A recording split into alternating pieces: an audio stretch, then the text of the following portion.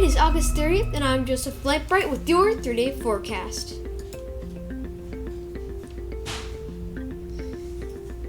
Right now, we currently have some breaking clouds, and it is a lot cooler than yesterday. Look at this, it is 64 degrees, and that is around 5 degrees less than yesterday, so we are finally cooling down our very hot temperatures that we've been having. The humidity is 100%, and the wind is going north at 7 miles per hour. We are also going to keep remaining our sunny conditions. It will not be as dry since our temperatures are decreasing, but we could use a little bit of that rain. For Chicago, Illinois, we have a few clouds and it is much cooler. Now look at this. The temperature is 59 degrees. That is very cold for it to be fall already. So it goes the same thing for Chicago. It still may not be as dry since we have the cooler conditions. The humidity is 75 degrees and the wind is going northwest at 10 miles per hour. It will be remaining sunny for the next 3 days. And for Hawaii, it is 70 degrees, the humidity is 83%, and the wind is calm. We have a 70% chance of showers today, going to 30, then back up to 60 tomorrow. They're in 2 days.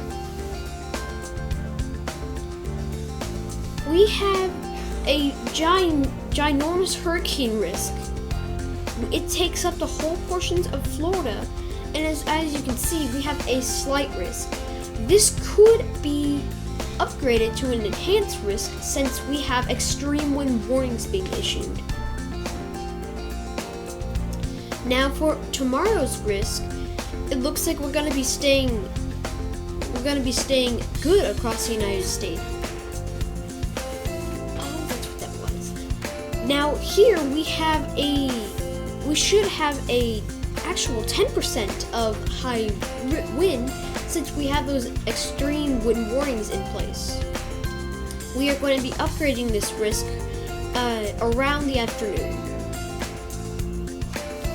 But now for the tornado risk, we have an increased tornado risk. You can see that 5% right by Florida, and if you do not know this already, we have a tornado watch.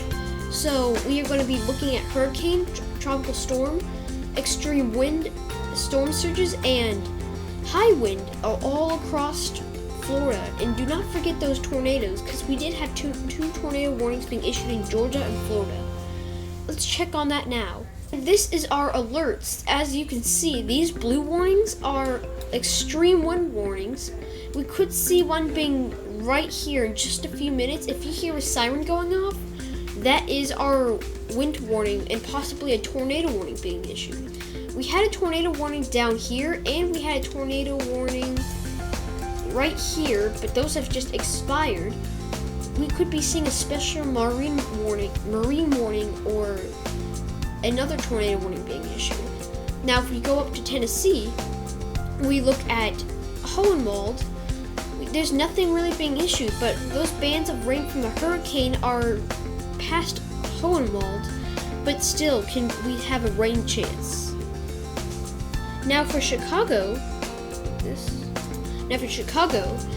it is going to be really clear actually. We have a little bit of rain down to the south, but this is just going to be tapering off, and it's just going to be very clear across here. If we can go to Hawaii, it's kind of the same thing. You don't see very much rain. I don't see any rain from here. And we do have a 70% chance of rain, but that's probably towards the afternoon or some other time. We do have a line of storms near Maine, New York, and all of the central states that is around east of Maine. We could be seeing, these are supercells, so we could be seeing maybe a few alerts being issued. But yeah, again, this is the heaviest part of the hurricane that we're going to be looking at, and more than likely we are going to have a warning being issued in the middle of this forecast. This thing is going to increase, and this is just once it hit the landfall. Now we are in a category 2. It just hit a category 2 right now, so we're going to be looking at a category 1 once it leaves off the Bank of Florida.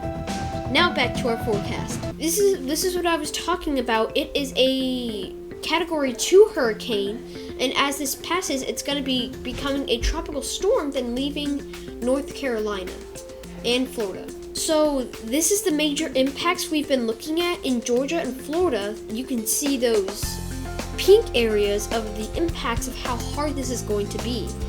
Alabama is going to be taken out of this risk tomorrow, and possibly Tennessee and Virginia.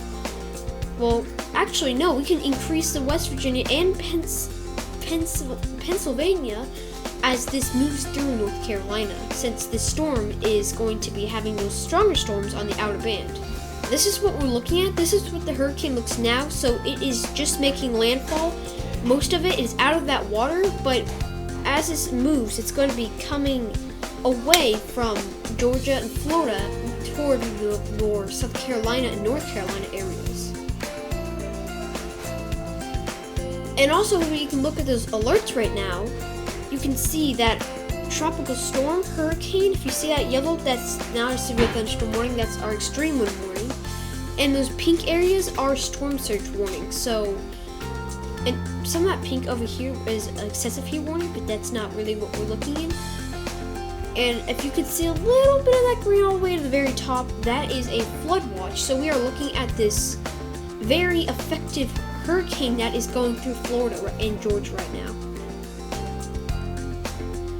And this is our last slide, but if you can see the hurricane winds for Hurricane Idalia, which is in progress and making landfall, it is going, our maximum is... Alright, so we have one new tornado warning, but I can finish up with this really quickly. Our max sustained winds is going 120 miles per hour. So if we can look at that tornado warning. And, oh wow, got it on the screen. Okay, so our tornado warning is... It looks like it is the east of Georgetown, and this will be continuing as it moves through many of the South Carolina area. For your 3-day forecast, I am meteorologist in training, Joseph Lampright. Stop recording.